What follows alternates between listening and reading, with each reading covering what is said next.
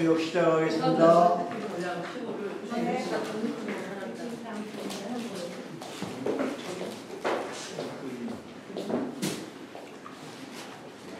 수역의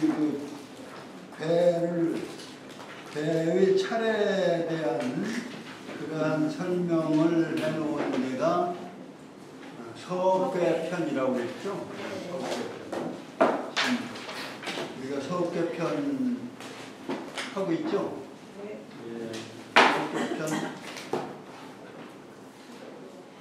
서업계편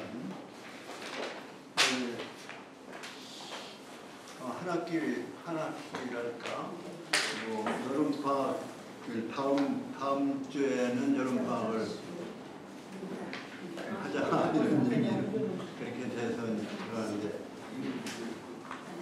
그 서괴를 64괴를 순서대로 외우는 그 숙제를 한번 내겠습니다. 상을 걸으세요. 상을 주세요. 너무 가혹하면 30개 네. 상경까지만 상경까지 다음 시간에 외우는 걸로 강을 하겠습니다. 건본, 분몽, 수송, 사비, 소축이, 태비, 동인, 대유, 경례, 수고, 인관, 서합비, 박봉망, 대축이, 대과, 감리 30개인데요. 이름만 알면 아는 게 아니잖아요. 이름도 알아야 되고 얼굴도 알아야 되고 그 속도 알아야 하는데 이름이라도 우선 이름이라도 외워보자. 그 모양은 이제 그 다음에 이제 모양은 다음에 한번 하고 모양은 이제 어떻게 해보냐면 뭐 천수송하면 위에는 건괴 아래는 감괴 천수송 이렇게 외우는 이제 처음 순서를 외우고 그 다음에는 모양을 외우는 얼굴도 기억해야만 안다고 할 수 있는 거 아니에요. 그 마음속까지 알아야 아는 사람인데 사실은 그건 어렵다고 하더라고요. 그 문장 그 내용 전체까지 알기는 그 주역 전체를 다 아는 거니까 그리고 또 우리가 주역을 쓸모가 있느냐 이런 생각 하실 거예요. 그런데 이게 주역은 유교 문화 문명에 유교 문명에 나는 가장 솔직하고 가장 진실된 참된 주장이다 라는 생각을 하는데요.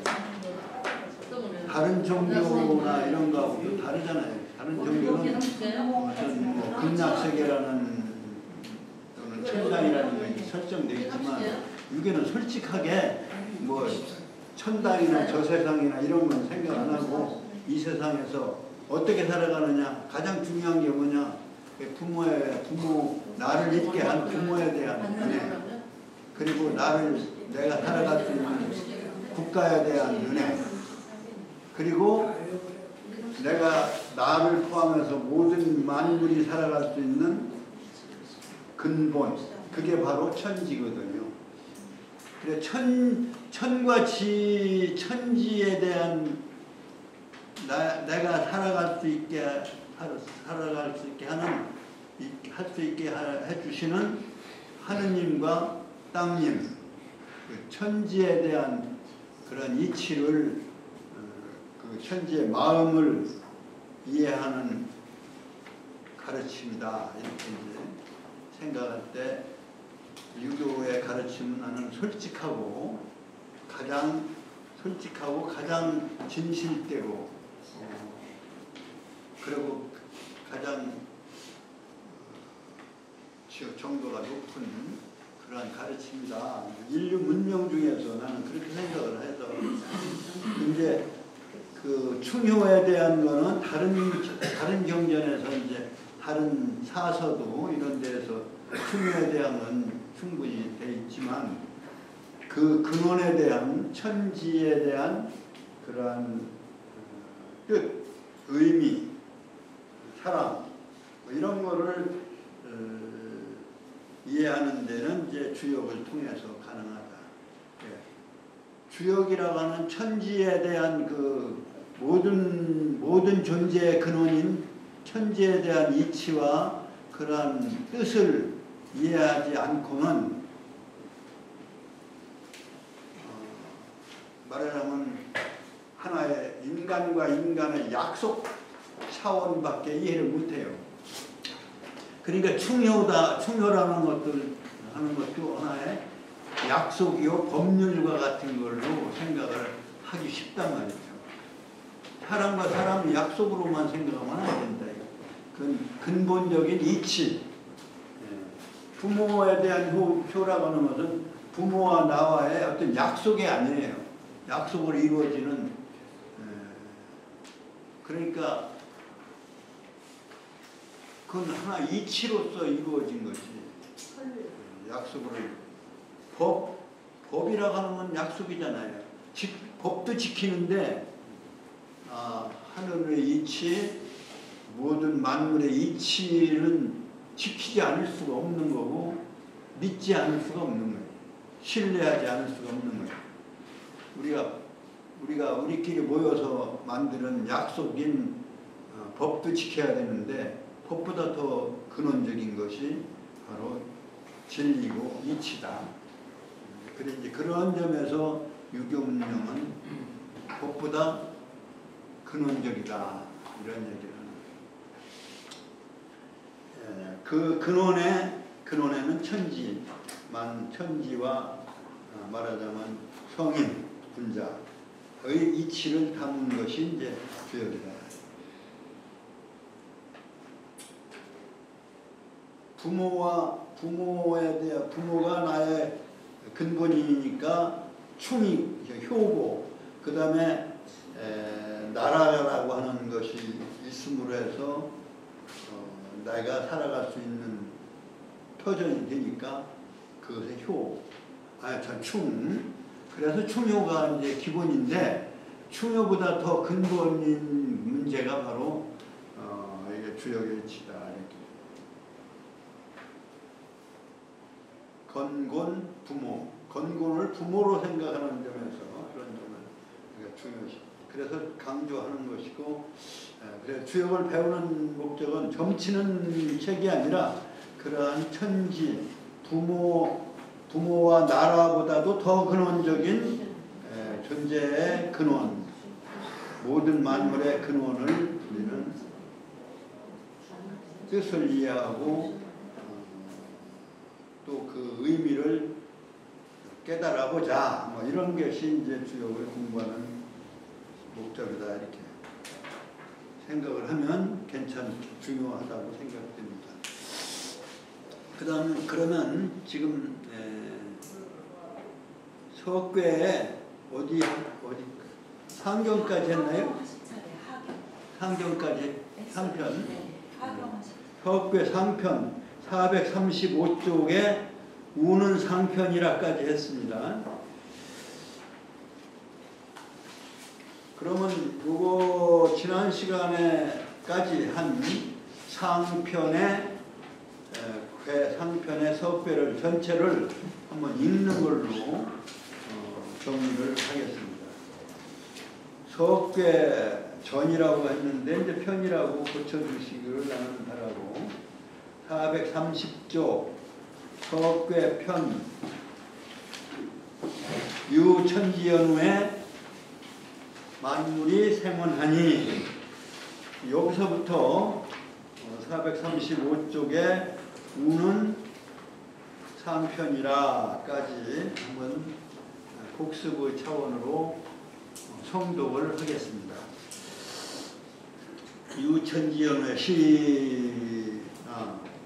서학교 편이라를 먼저 할까요? 서학교 편이라 유천지연후의 시작. 서학교 편이라 유천지연후에 만물이 생원하니 영천지란자 유만물이라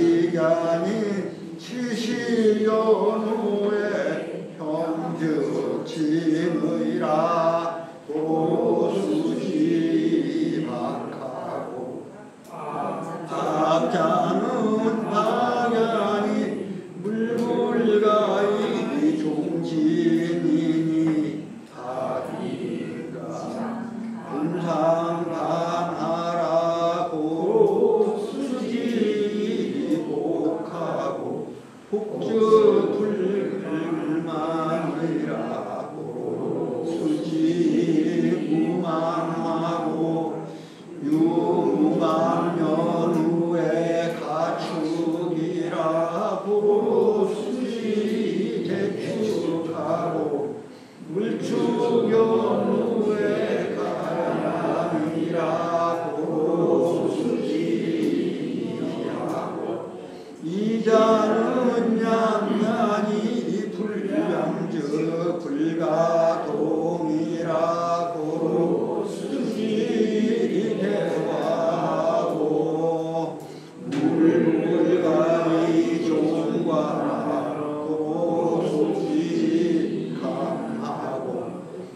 남자는 함량이 한피루 소려라고 수지리 하네 이자는 여야라 우는 상편이라.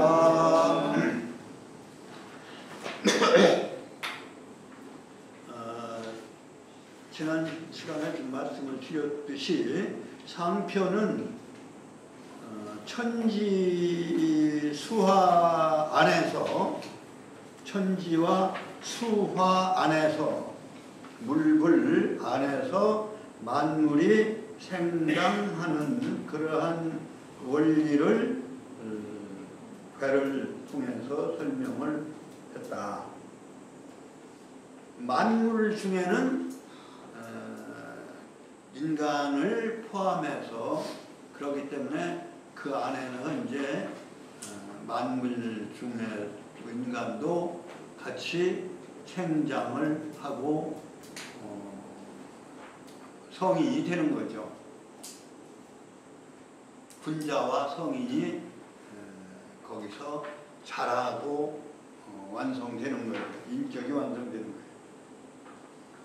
그렇기 때문에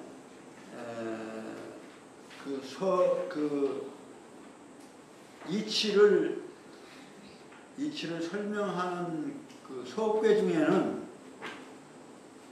길도자로 써서 길도자를 쓴 그러한 괴가 몇 군데가 있다고 그랬죠?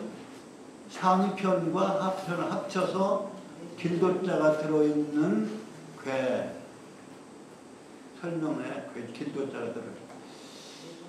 상편은 자라는 문제고 키우는 문제이기 때문에 자라고 커야 되기 때문에 생장해야 되기 때문에 뭘 가지고 생장해요? 음식이 중요한 거예요. 인간 위주로 말하면 음식, 뭐 다른 생물로 말하면 먹이. 근데 역시 진리는 뭐 인간의 깨달음의 진리니까 도자를 붙인 걸 음식지도로 음식지도라고 하는 도자가 들어있는 괴가 딱 하나가 있어요. 그거 찾아보면 어딘가요? 앞에 부분에 있잖아요. 앞에 부분에 음식지. 몽자는 몽야니 물지치하니 물치불가불양이라. 이 기를 양자. 그러니까 길을 기른다는 얘기예요. 선천은 생장의 단계예요. 인류 문명도 마찬가지. 인격체도 마찬가지. 인격체인 성인도 거기서 선천에 생장하고 성인이 이루어지는 거고, 군자 인격성도 사실은 선천에 생겨나는데, 그거는 비유하면 우리가 음식을 먹고 몸이 성장하듯이 인격도 성인 군자로서 완성되려면 우리가 육신이 음식을 먹듯이 그러한 길러지는 것. 몽자는 몽야니 물지치하라. 그게 431쪽에 두 번째 문장에 나오는 몽자는 몽야니, 그거 이제 앞에 몽자나 뒤에 몽자는 같은 글자예요. 아까 내가 주의 있게 안 봤는데 그 첫째 줄에 나오는 몽자도 똑같은 몽자인데 앞에 몽자는 초도에다 쓰고, 밑에 몽자는 이게 뭐 초도를 변형해서 썼어요. 근데 같은 글자인데 활자를 이렇게 활자공들이 활자를 옛날에는 활자를 씹어가지고 이제 조판을 하잖아요. 지금은 아마 지금 사람들은 몰라요. 젊은 사람들은 인쇄하려면 판을 짜는 거, 판 짜려면 이제 판으로 짜야 되는데 식자를 하는 걸 나무 이걸 빼가지고 이게 말하자면 칸에 이렇게 팔자를 쭉 쌓아놓고 거기서 빼서 이제 하는데 그래서 이제 잘못 빼서 여기다 심으면 이게 오자가 생기잖아요. 이게 교정을 보는 거죠. 지금은 그런 게 없고 지금은 뭐 컴퓨터로 그냥 자판에서 찍어내니까 이것도 굉장한 변화예요. 이게 이제 이것도 손으로 다 하는 건데 그것도 손이지만 지금은 이거 완전히 손으로 하는 거 아니에요. 그 손은 8개 중에서 어느 게 손이냐? 손의 역할은 손으로 비유되어진 꾀가 뭐예요? 그게 우리 동방의 간꾀예요. 간이 손이라고. 그러니까 간이 주동이 되어지는 문명이 열리는 것이 후천이에요, 사실은. 그래서 간이 주동이 되고 또 손이 주동이 되고 하는 그러한 시대가 손으로 마무리 짓는 거 아니에요. 모든 걸 마무리. 이게 그러한 뜻을 그것을 예고해 사실은 예언해 놨어요.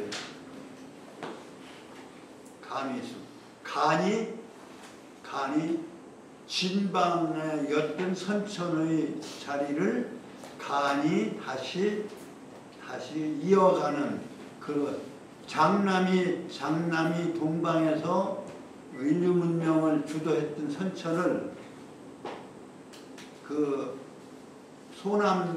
소남궤인 간이 간상년 위에가 이어진 그 양으로 이어진 궤. 그래서 그 간궤가 그 자리에 오게 됨으로 해서 서방의 태방과 말하자면 소남소녀가 짝이 완전히 합덕이 되는 거죠. 그러한 시대를 예고한 것이 설궤편 제 몇 장인가요? 6장인가 그 얘기를 했던 거죠. 그것을 보니까 태방은 그대로 있고 동방의 간방이 진방이 간으로 바뀌는 거예요. 그게 후천의 논리다. 그러니까 선천에는 장남하고 소녀하고의 그 동서가 짝이 됐던 것인데 후천에는 소남하고 소녀하고 짝이 되는 그러한 그 대변화. 그건 이제 선천이고 그 상경이에요, 사실은 상경. 그런데 이제 그 상경은 지금 말씀드린 대로 천지와 수화가 추가되어서 만물이 성장하고 인류가 성장하고 인류 문명이 성장하는. 그렇기 때문에 그것이 성장하는 데는 인간이 성장하는 것을 대표로 상징을 한다면 인간이 성장하려면 음식이 필요하듯이 인류 문명의 성장도 역시 음식 지도로서의 그러한 하나의 이치가 상경에 그래서 상경에 도자가 들어있는 것은 바로 이제 음식 차반 혼수할 때 숫자예요. 이 숫자예요. 혼수품 할 때 숫자. 사실은 수가 이게 뭔 숫자냐? 채반수예요. 이바지 숫자, 이바지. 채반을 이바지라고 그러죠. 지금은 뭐 결혼하고 뭐라고 하나요? 시집으로 들어오는 거를 뭐라고 그러지?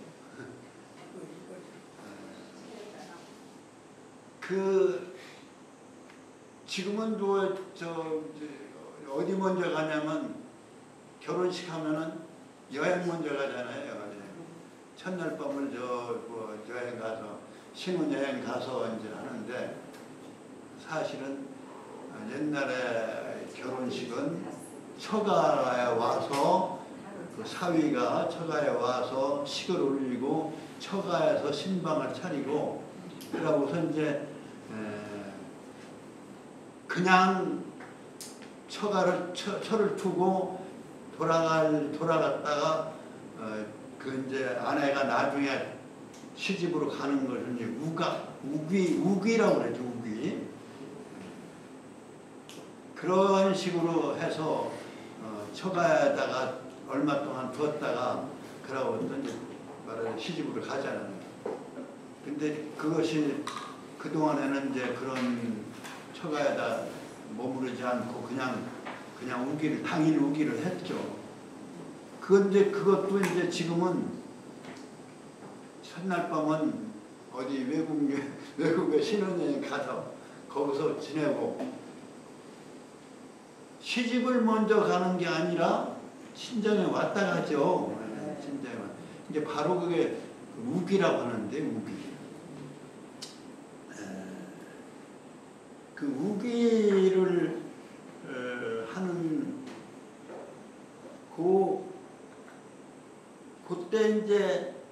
그때 가지고 가는 음식을 이바지라고 하죠. 이바지 숫자예요. 이게 숫자가 비우변에 비우 밑에 말이 한자. 그래서 혼수품할 때 숫자 이 숫자. 이바지. 그러니까 이바지니까 먹는 거죠. 먹는 게 위주였으니까. 옛날에는 먹고 사는 게 제일 힘든 일이었고. 먹는 것이 제일 비용이 많이 들었잖아요. 그래서 옛날에는 문화생활보다도 먹는 게 급하니까 가난하고 그런 거 다 먹는 일이 더 제일 급했던 거 아니에요. 그래서 연결지수라고 하는 게 있죠. 연결지수. 연결지수가 높아야 문화 정도가 높다 얘기를 하는데 지금 연결지수 따진 나라가 없어요. 어려운 나라도 아프리카 어려운 나라들이 많이 있죠. 밥 먹기도 힘든 나라가. 그런데 우리나라 같은만 돼도 벌써 경제개발 5개년 계획을 몇 차 합리해서 세계적으로 모범적인 아주 성장국가가 됐잖아요. 지금 연결지수는 밥값이 얼마 돼요? 아주 좀 인명이 굉장히 높은 거죠. 그러니까 그 먹고 사는 게 그만큼 중요했던 거예요. 선천은. 그것만 봐도 이게 음식지도라고 하는 게 음식 때문에 모든 것이 모든 전쟁도 생겨나고 그랬던 거죠. 싸움도 생기고 그 음식 때문에 싸움이 생겼다는 뜻에서 음식 필요송이다 이렇게 송사가 생긴다고 여기서 그렇게 얘기했잖아요. 근데 선천에 있어서 제일 중요한 거는 수이기 때문에 이바지이기 때문에 먹는 거이기 때문에 음식이기 때문에 음식에 거기다 도자를 써서 수자는 음식지 도해라. 다른 꾀에는 도자가 안 들어있죠. 선천엔 상경을 선천으로 상경은 선천이에요. 그래서 천지를 시작으로 해서 건공을 1, 2번째로 시작해서 수하인 감리꾀를 29, 30에다가 끝에다 두었다. 위치해 두고 그 안에다가 음식지도로 대표되어지는 생장의 논리를 괴의 순서로 나열해 놨다. 이렇게 볼 수가 있어요. 이 대신에 이제 하편에는 도자가 하나가 있는 게 아니라 뭐예요? 세 개가 있어요. 세 개가. 그러니까 하편은 후천적인 원리를 의미하는 것이고 그 천지수하에서 만물이 생장하는 것이 선천이라면 후천은 뭐예요? 다 생장이 됐기 때문에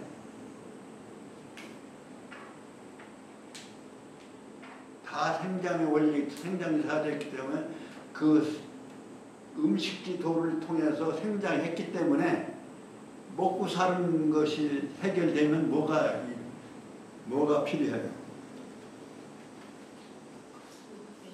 그 만물이 생장하면은 거기에는 남녀가 자연으로서의 남녀, 음양이 인간으로서는 남녀가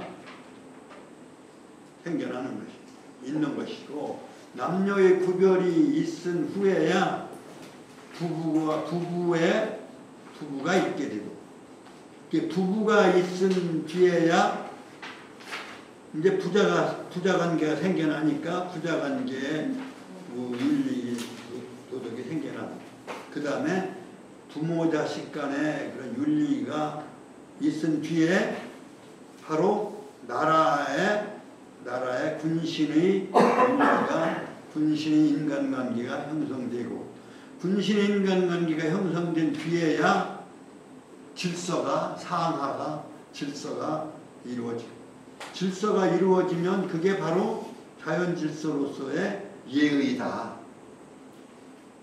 그게 이제 유천지연후에 유만물하고, 유만물연후에 유남녀하고, 유남녀연후에 유부부하고, 유부부연후에 유부자하고, 유부자연후에 유군신하고, 유군신연후에 유상하하고, 유상하연후에 예의 유소착이니라.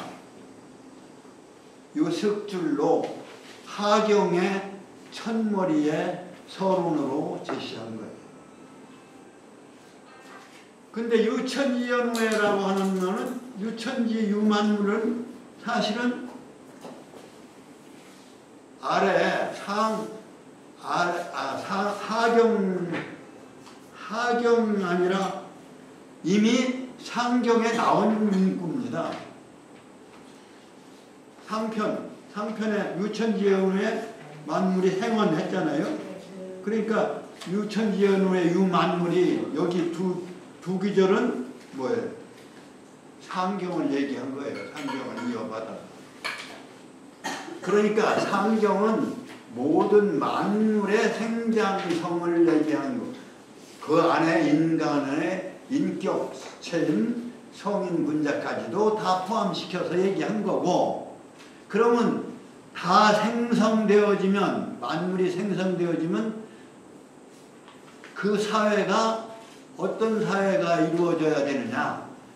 인간의 말하자면 질서가, 윤리가, 도덕이 잘 구현되어져서 평화롭게, 인류가 평화롭게 행복하게 살아가는 그러한 질서가 이루어져야 되는 거 아니냐, 이런 얘기죠. 그것이 바로 하편이다. 하편이고 하경입니다. 그러면 그거는 누가 주관이 되어야 되느냐? 바로 인간이 주관이 돼야 돼요. 인도가 주관이 돼야 돼요. 그러니까 상편은 자연 질서적인 측면에서 천지를 위주로 한 거라면,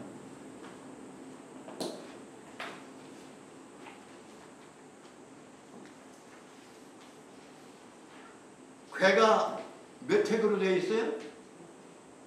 세 획으로 되어 있잖아요.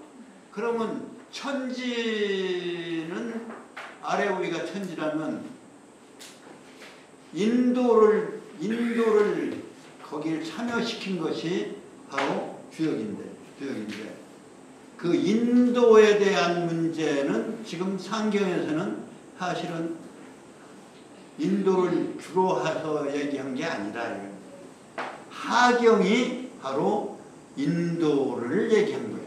그러니까 천지인 삼재 논리 중에서 상경은 천지 지도를 위주로 한 거라면, 그 다음에 하경은 인도를 위주로 한 부분이다. 그러니까 천지는 천지를 창조하면 누가 완성하는 거예요? 천지가 완성을 시키는 거지만 인간이 그 완성하는 그러한 사명을 인간에게 주어졌다고 생각하는 거예요. 만물의 영장으로서 성인이 생각하기를 만물 중에 인간이 없다면 무의미한 것이죠. 아무런 인간. 인간의 존재는 바로 만물 중에 가장 존귀하면서도 하느님이 선택되어진 바로 존재다 이런 얘기예요. 하느님의 역사를 인간이 대신하도록 선택되어진 그러한 그렇게 피조되어진 인간이라고 생각한 거예요. 그 성인이. 그러니까 인간이 위대한 거예요.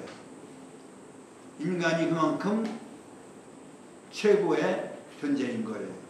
근데 인간이 그 본래의 사명을 깨닫지 못하고 동물에 벗어나지 못하는 그러한 존재로 머무른다면 그거는 인도가 완성되지 못하는 상태. 하느님과 땅님이 만물을 창조할 때 만물을 창조하고 그 다음에 마지막으로 성경에서도 뭐 마지막 날에 사람을 창조했다는 거 아니에요. 그러고 만물을 주관하게 했다 이런 얘기 아니냐. 그 논리랑 똑같아요. 그러한 점에서 성인은 같은 거예요. 예수나 공자나 뭐 그러한 차원은 인간이 인간의 본래 모습으로 돌아와서 만물을 단장하고 만물을 지배하는 그러한 인간의 세상. 그것이 이제 바로 성인이 깨달아서 제시해 놓은 세계다. 그 논리를 얘기한 거예요.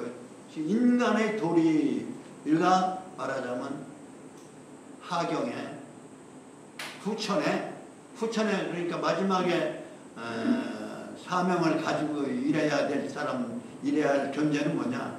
인간인 거예요. 하느님도 아니고 땅님도 아니고 인간인 거예요. 그래서 여기서 유만물 연후에 유남녀를 인간을 창조했다 이런 얘기예요. 그 다음에 유남녀를 그냥 남녀만 태어났으면 뭐와 같아요? 동물의 세계랑 똑같은 거예요. 똑같은 거예요. 뭐 남자는 순놈이고 여자는 암놈이죠. 이제 그렇게 보면 인간은 말하자면 야수일 수밖에 없는 거예요. 야수에 불과한 거예요. 그런데 하느님의 형상대로 만들어졌기 때문에 하느님의 겉모습이 하느님을 형상에 닮았다는 게 아니고 하느님의 뜻으로 만들어진 거다. 그렇게 이해를 한 것이 성인의 생각이다. 그러니까 암놈 수놈들이 그냥 제멋대로 짝짓기 하고 살아가는 동물과는 다른 차원으로서 유부부라고 하는 논리를 제시합니다. 그래서 유부부. 그 부부를 상징하는 궤가 바로 함꾀예요. 그래서 함꾀로 시작한 거예요. 여기서 유부부 연후에 그 다음에 수지항 이래도 될 거예요. 그런 논리로 해도 되는데 유부 연후에 유부자하고 유부자 연후에 유분신하고 이 윤리적 관계로서의 인간관계로서 설정하고 그래서 상하도 있고 그래서 예의가 여기서는 착이라고 하는 것은 어긋날 착자가 아니고 이제 옛날에는 대 쪽에다가 펜도 대나무 펜으로 온나무 진을 가지고 글씨를 썼던 거 아니에요. 종이가 없을 때니까. 그래서 그게 뭐예요? 그게 죽간이라고 그래, 죽간. 거기다가 대나무 죽자에다가 사이간자를 넣어서 죽간이라고 하는, 이 죽간이라고 하는 건 대쪽에다가 쓴 글씨를 쓴 거를 죽간이라고 해요. 그 글씨 쓴 대쪽간자는 글씨 쓴 대쪽간이에요. 그냥 대쪽이 아니라 사실은. 그래서 우리가 글씨를 써서 편지 보내는 걸 뭐라 그래요? 서간문이라고 그러잖아요. 서간문. 서간의 간자가 대쪽 간자예요. 대나무하고 아무 관계 없는데 지금 그것이 남아서 서간문, 편지문을 서간문이라고 그러잖아요. 대나무하고 무슨 관계가 있어요? 대나무로 글씨를 쓰기 때문에 그것도 이제 만연필처럼 또는 볼펜처럼 일정하게 나오는 게 아니고 찍었을 때는 크고, 예. 그러니까 그걸 과두문자라고 올챙이 모양이라 그래요. 그러니까 죽간으로 전해진 책이란 책자도 마찬가지예요.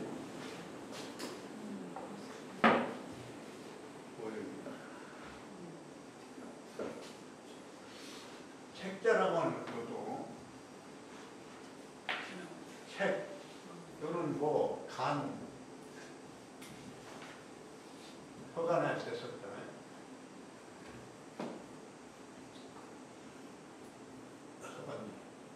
책자도 왜 이게 생겼느냐? 이게 서간문할 때 그 대쪽이 등장하듯이 이 책자도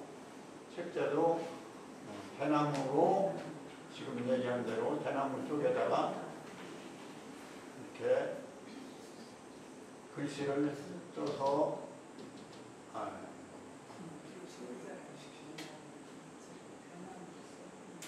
그리고 글씨를 썼다 이런.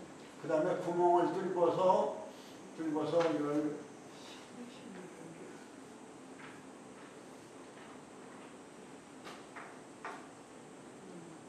이렇게 해서 두루마리로 되어 있는 것이 책이에요.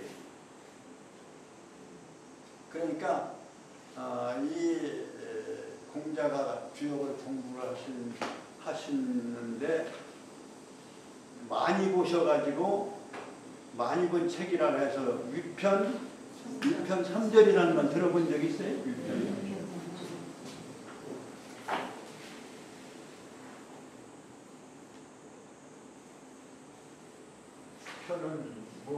편은 옛날에 대나무 대죽 위에다 대죽해도 마찬가지예요.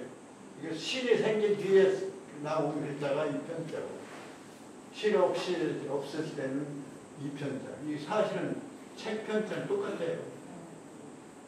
이건 엮었다는 뜻이고, 이건 대나무 편을 엮었다는 편자고, 이건 실이 생긴 뒤에 섬유로 실을 만드는 실이 생긴 뒤에 나온 글자예요.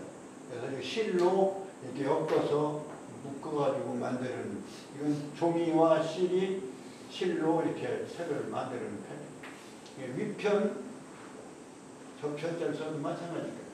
위편이 3절이다. 위편 3절의 뜻을 어떻게 이해를 하는지. 여기 요것이 뭘 되냐면, 요게 이제 대나무 되는 거예요. 대나무가 아니라 끈이 말하자면 가죽끈이다. 이 가죽끈이 이걸 연결해서 이게 두루마리를 한 거니까 이것이 3번을 끊어졌다. 가죽끈이 3번 끊어졌다는 얘기예요. 그러니까 여러 번 이렇게 보셔서 그래서 많이 읽으셨다는 얘기인데, 여기서 우리가 이제 생각할 거는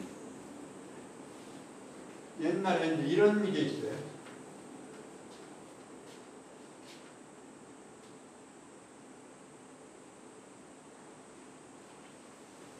여기 착자가 나오는데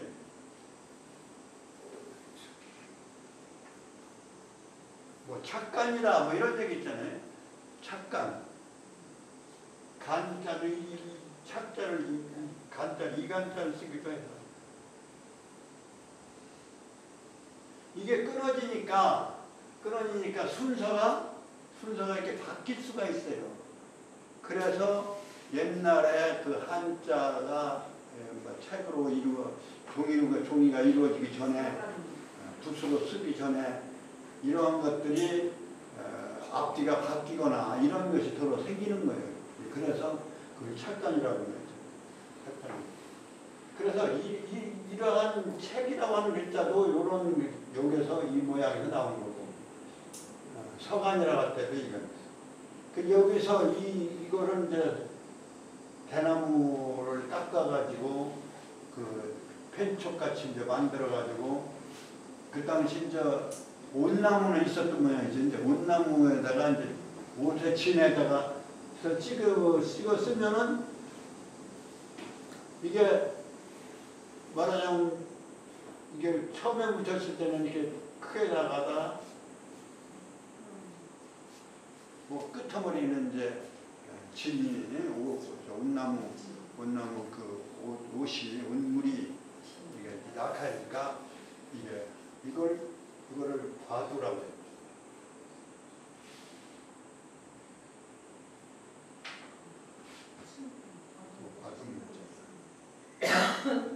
과자는 이게 이제 올챙이 과자예요. 올챙이 모양으로 돼. 그래 이제 그런 문제만 있는 게 아니라 요것이 이제 세월이 가니까 요런 것들이 지워질 거 아니에요. 옷이 오래는 가지만 오래 가다 보면 지워져서 이쪽에 무어가 잘 안 나타나고 이렇게 이쪽은 잘 안 보이는 거예요. 제대로 안 보여요. 지워져 가지고. 그래서 이자로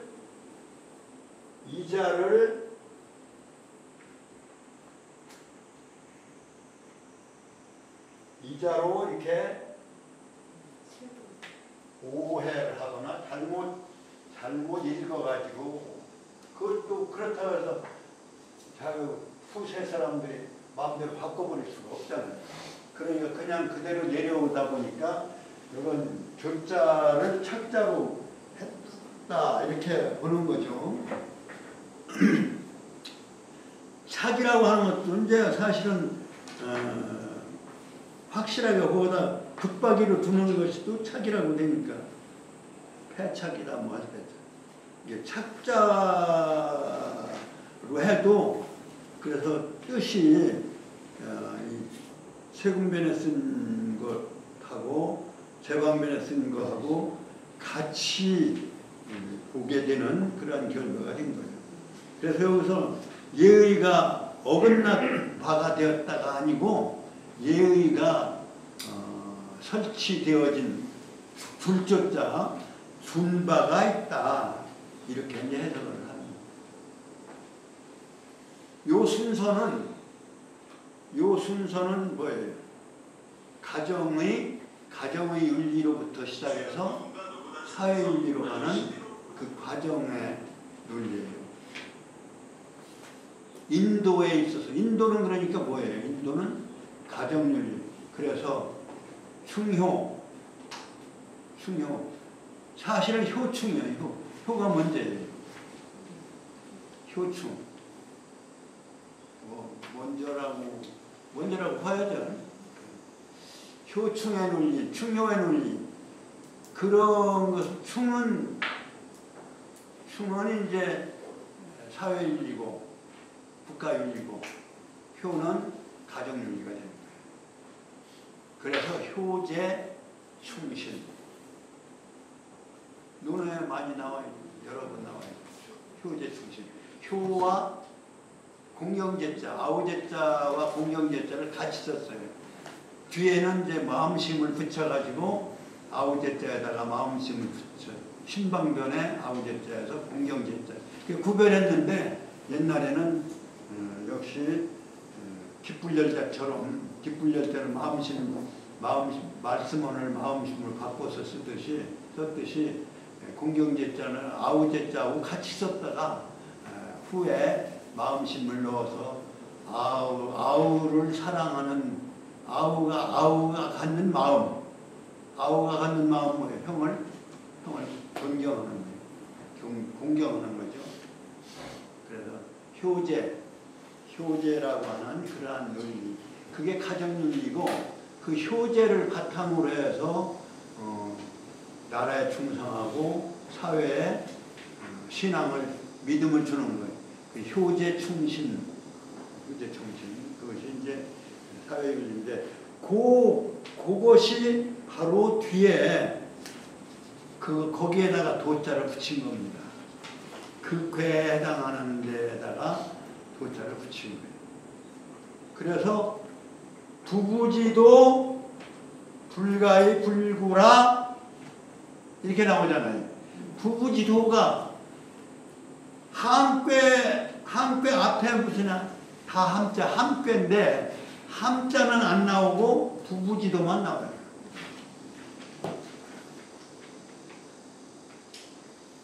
그래서 도자가 처음부터 나오네. 처음부터. 첫 괴에서부터 도자가. 그 다음에 또 도가 또 나와요. 부부지도가 근거가 돼서 뭐가 집안이 형성되니까 그 다음에 가도라고 하는 말이 나와요.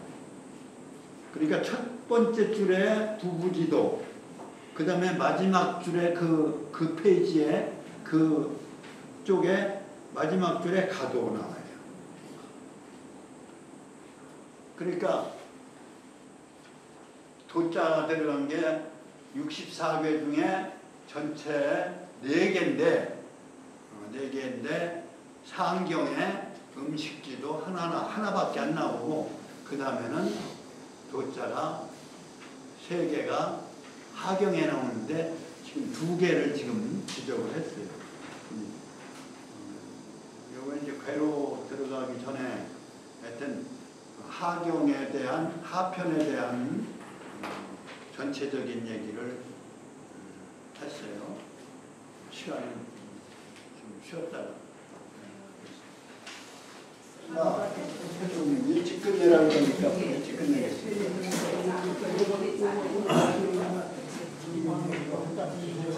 자, 앉아가겠습니다.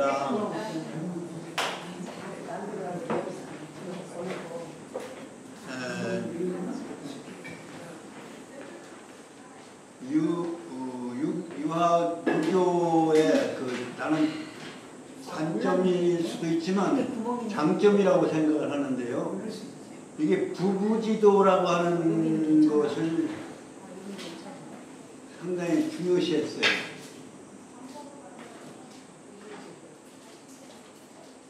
그런데 오륜에는 부부 유별 해서 무슨 차별이 있는 것처럼 얘기하는데 그건 차별이 아니고 이 부부와 저 부부와의 구별 이런 의미도 있고요.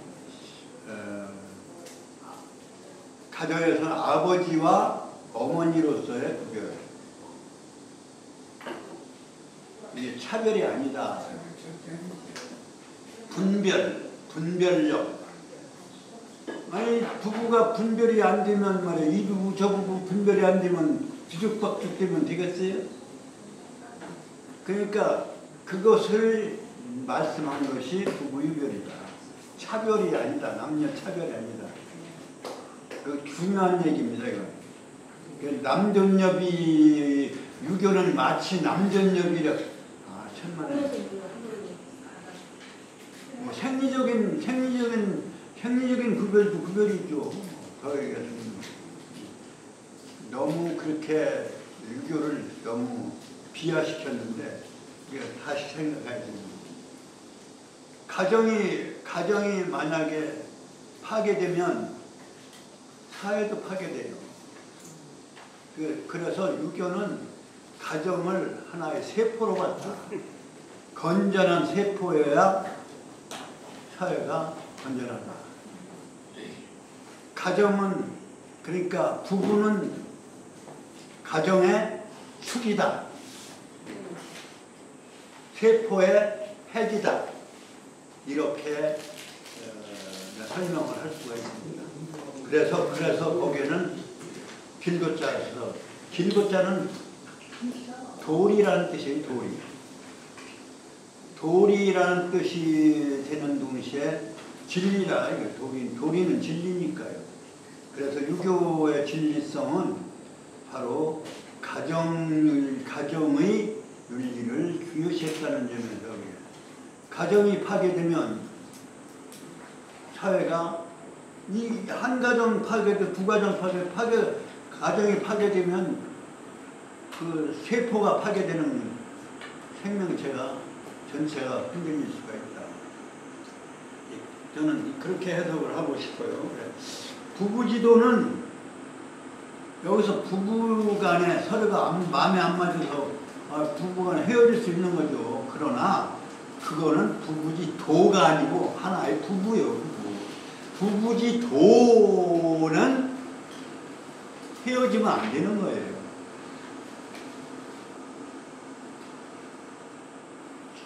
기둥이 무너지는 거나 마찬가지예요.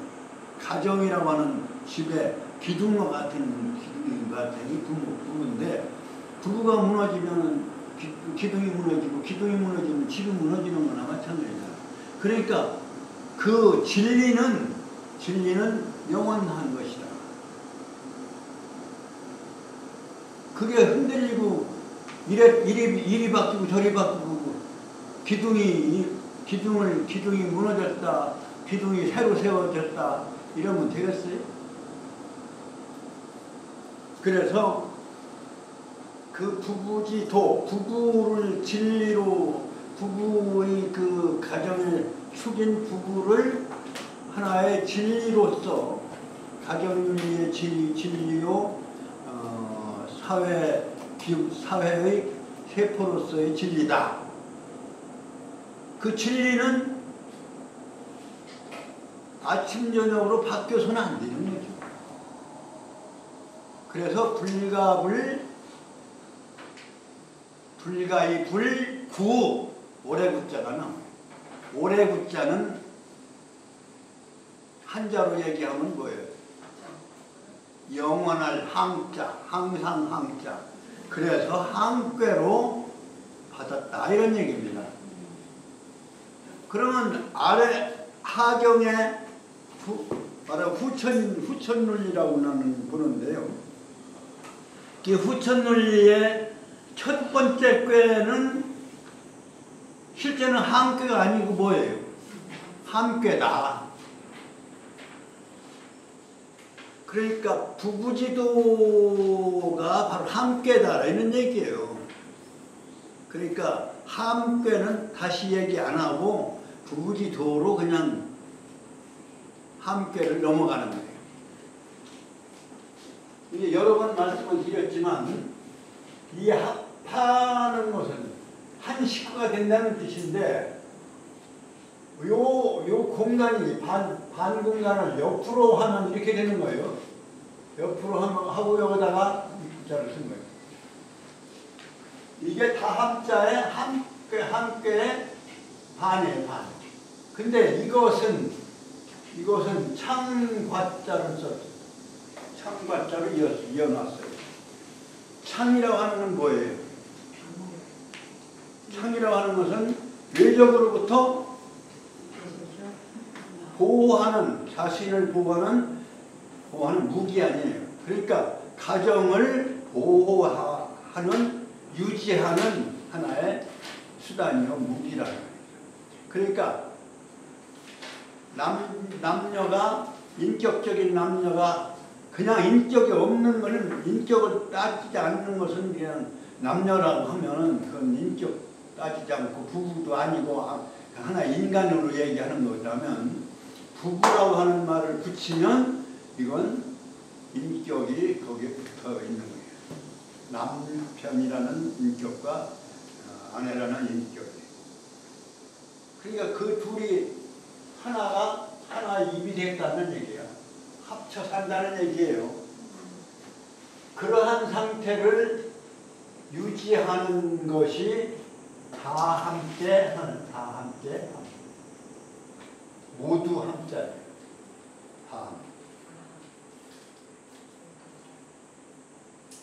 그러니까 합쳐 지내는 관계, 그 남녀가 부부가 합쳐서 지내는 그러한 도리를 상징하는 궤가 함께다. 그러니까 함께는 불가이불고요. 그 함의 도리는 같이 사는 건 그냥 몸만 같이 사는 게 아니라 마음도 같이 살아야지. 몸은 같이 사는데 마음은 엉뚱한 데가 있으면 안 되잖아요. 그러니까 함께 합해진 상태로 살으려면 부부의 도리는 뭐냐면 아침에 만났다가 저녁에 헤어지고 저녁에 만났다가 하룻밤 자고 헤어지고 그러한 거는 도가 아니에요. 부부지도가 아니다. 이건. 부부지도라고 하면 이건 영원성을 가지고 있는. 왜? 가정이 깨지고 부자관계가 깨져버리니까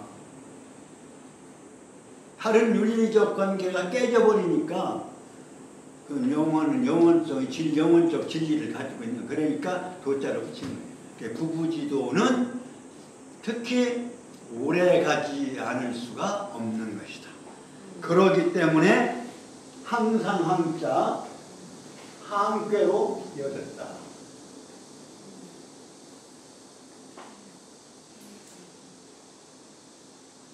함께.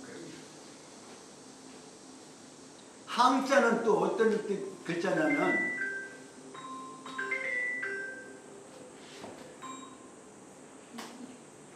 함자는 어떤 글자냐면 이건 마음 심자예요.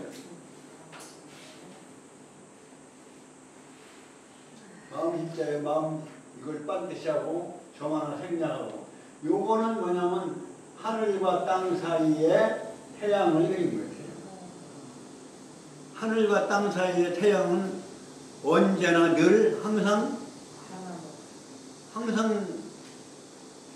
말하자면 돌잖아요. 아침에 동쪽에서 나타나서 서쪽으로. 물론 하늘에 해가 도는 게 아니라 지구가 도는 거지만 여하튼 간에 하늘과 땅 사이에 영원히 그렇게 해가 이게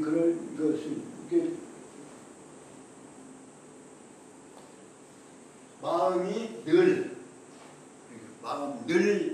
그런 마음. 그게 항상 이제 항상. 근데 그 구조는 어떻게 되냐? 다 자란 시기니까 소남 소녀가 만난 것이 함께. 그럴 수밖에 없잖아요. 그 이치가 그렇잖아요.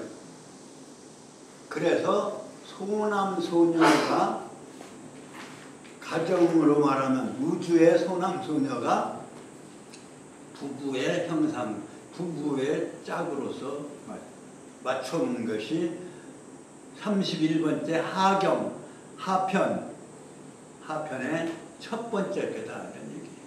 그러면서 부부지도 이거. 그런데 그러면 항은 뭐냐? 부부지도는 소남소녀인데 인류의 장남장녀인 성인들이 가르치면 그건 영원한 거예요. 그 영원성을 목표로 하기 때문에 바로 그 다음에 함께를 놓은 거다. 함께는 장남장녀로 이루어진 배예요. 인류의 큰 형님, 인류의 일찍이 이 세상에서 나셔서 가르침을 주시고 지금은 돌아가셨지만 그러니까 그건 장남 아닙니까? 장녀고. 그 장남장녀가 바로 인류의 선천의 성인이다. 그 영원의 진리의 말씀을 해놓고 가셨기 때문에 함께를. 그러면 소남 소녀가 만났어도 아래 위에가 어떻게 맞았느냐에 따라서 달라요. 실제 현상은 양은 위에서 내려오고 음은 아래에서 위로 올라가 작용을 하게 돼 있어요. 그러야 현상적인 것이고 현상적인 상황이에요. 기본 틀은 어떻게 돼 있어? 기본 틀은 양인 하늘은 위에 있고 음인 땅은 밑에 있는 것이 기본 형상은 그래요. 그렇기 때문에 장남장녀로 되어 있는 꾀는 장남이 양인 장남이 위에 있고 아래에 장녀인 손꾀가 바람을 상징하는 손꾀가 아래에 놓여져 있어야 기본 틀이 그러니까 그렇게 되어져 있는데 실제 살고 있는 부부로서의 살아가는 그러한 입장은 음이 아래에서 위로 작용해 살아가고 양은 위에서 하늘은 위에서 아래로 내려와 작용을 하는 그러한 상황으로 되어 있기 때문에 실존적인 부부는 그래서 소녀꾀가 위에 들어있고 소녀꾀인 태꾀가 위에 있고 소남꾀인 간꾀가 밑에 있는 아까도 좀 얘기했지만 장남장녀가 동서로 놓여 있어. 그 동서로 놓여 있는 것도 그 간태잖아요, 간태. 그것이 하경 첫머리에는 택산 함께로서 합덕되어진 모습이다. 그러니까 8개의 방위의 동서가 짝이 딱 들어맞는 것이 하경의 후천의 첫 번째 꾀인 택산 함께가 태가 위에 있고 소녀인 태가 위에 있고 소남인 간이 밑에 산꾀가 매를 상징하는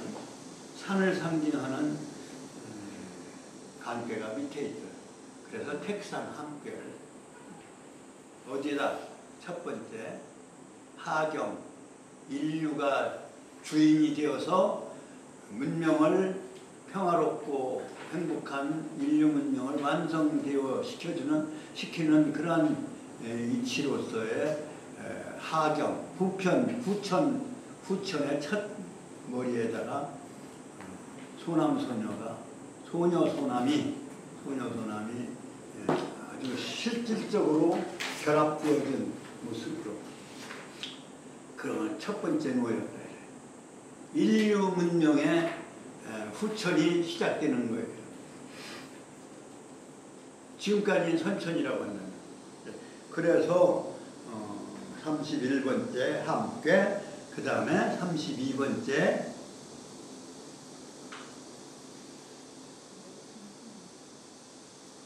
뭐예요?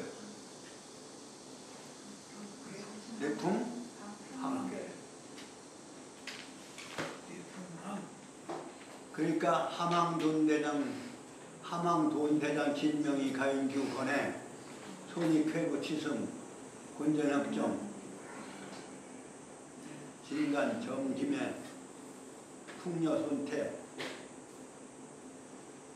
이렇게 해서 기재미제 그래서 이제 64개 34개가 뒤에 있다. 4개 꾀는 그 중에서 4개 꾀는 태중에 있는 시간이기 때문에 그건 공간으로는 이렇게 벌려져 있지만 시간으로는 거기에 함축되어 있다. 곤정협정이 꾀가 태중꾀다. 이렇게 이제 얘기를 할 수 있습니다. 그래서 60간지도수와 그렇게 결합되어진다.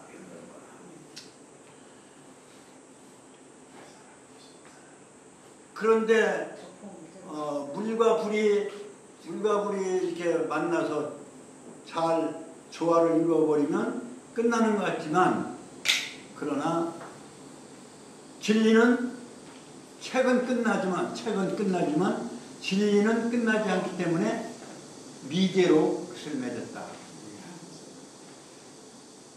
왜 미제로 끝을 맺었는가?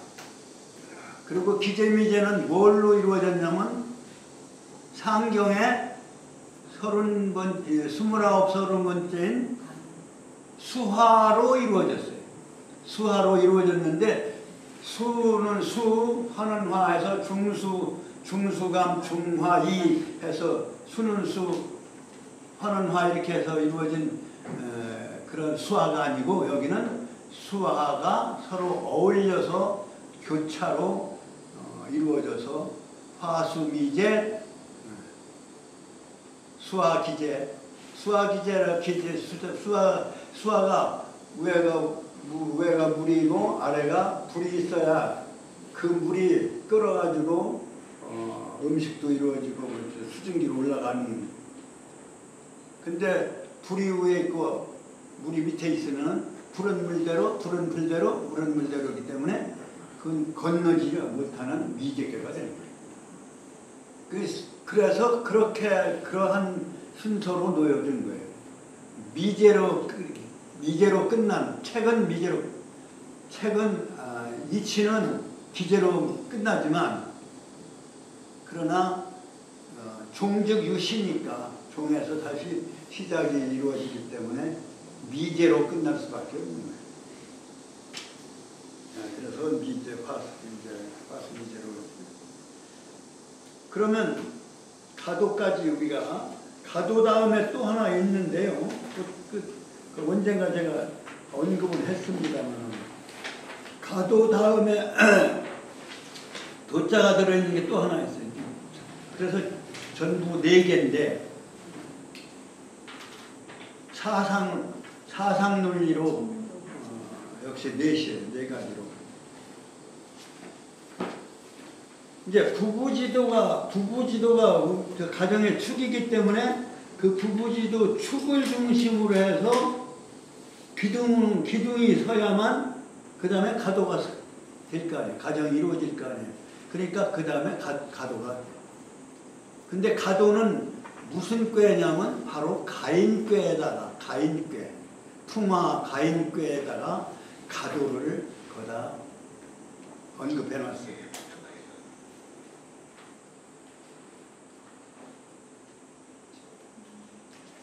가인꾀는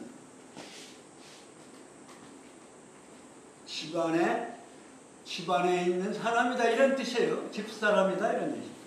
우리가 자기 부인을 얘기할 때, 밖에 나가서 얘기할 때 우리 집사람 하는데, 요즘은 집사람이라고 하지도 않고 부인이라고도 안 하고, 그게 차별적 언어라고 해서는 안 쓰잖아요. 부인이라고 할 때 부인이 계집여배나 쓰는 그 며느리 붙자 부인도 아니고, 어떤 부인이야? 지아비 붙자 부인이잖아요. 그러니까 남편 사람이다 이런 뜻에서 다른 사람 높여서 얘기할 때, 옛날에는 부인께서 이렇게 얘기하는데, 지금은 부인이라고 하면은 차별적 언어라고 해서 안 쓰죠. 그 남의 아내를 아내 하는 것도, 그 아내는 자기 아내를 아내라고 하는 거 아니냐 나는 생각했는데, 그냥 그게 그냥 아내. 그래, 당신 아내는 이렇게 그거 존대어가 아닌 것 같은데 말이죠. 당신 부인께서 이렇게 얘기하면 아내께서 이렇게, 하여튼 언어가 좀 변했는데, 그 가인이란 말도 잘 안 와요. 집사람이라. 집에만 있는 사람이냐 왜? 그런 반발을 사니까 안 쓰는 거. 근데 여기는 가인이란 뜻. 집에 안에 사람이 있어야지 집이지, 안을 지키는 사람이 없으면 집이 아닌 거예요. 그래서 가인이 나는 집을 지키는 사람이다 이런 뜻에서 가인이 틀린 말이 아니다 하는 집사람이라고 한다고 해서 뭐 집에만 있는 뭐 밥이나 뭐 하는 여자로 생각하는 그러한 언어는 아니다 나는. 가인꾀가 바로 그 가인꾀가 가도를 얘기합니다.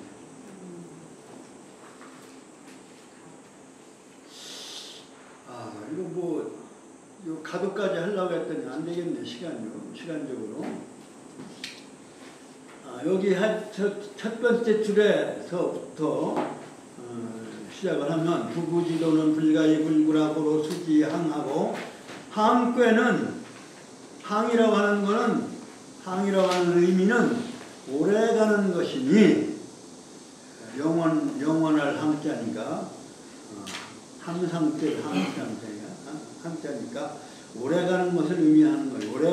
오래을 의미하는 것이니 모든 사물이 물건이라고 해서 그 물질적인 것만 의미하는 게 아니라 사물이 일사자까지 합쳐서 사물이라고 해요. 사물이 불가이 국어기소라. 불가이 국어기소라. 국어기소라는 얘기는 올해 그곳에 파소자는 곧소자니까 그곳에 머무를 수가 머무를 수가 없기 때문이라. 그러니까 올해라고는 하지만 부부지도는 올해는 가지만 오래 가야 되고 올해가 진리지만 사물은 이런 얘기 사물은 그곳에 오래 머무를 수가 없는지라. 그러므로 수지이 돈하고 도망칠 돈자에 도망칠 돈. 그 자리에 오래 머무는 게 아니라 움직여서 도망간다 또는 피한다 이런 뜻에서 돈꾀로서 이어받고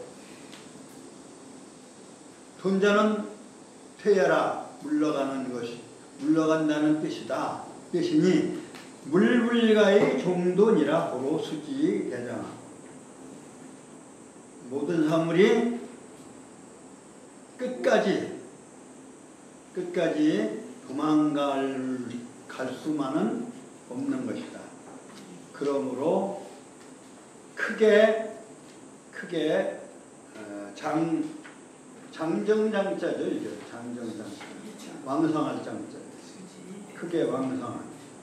그 어디 도망가기만 하고 이렇게 숨기만 하는 게 아니라 그 자리에서 또 이렇게 대장 크게 이제 장성하는 그러한 모습으로도 받을 수가 있는 거죠. 그렇게 받는다. 그러고 받고 그래서 대장대로. 그래서 함항돈 대장.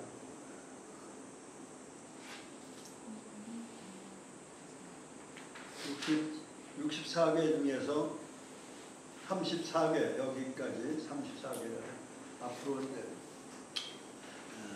하경도 나머지 30개를 다음 시간에 이어서 하겠습니다.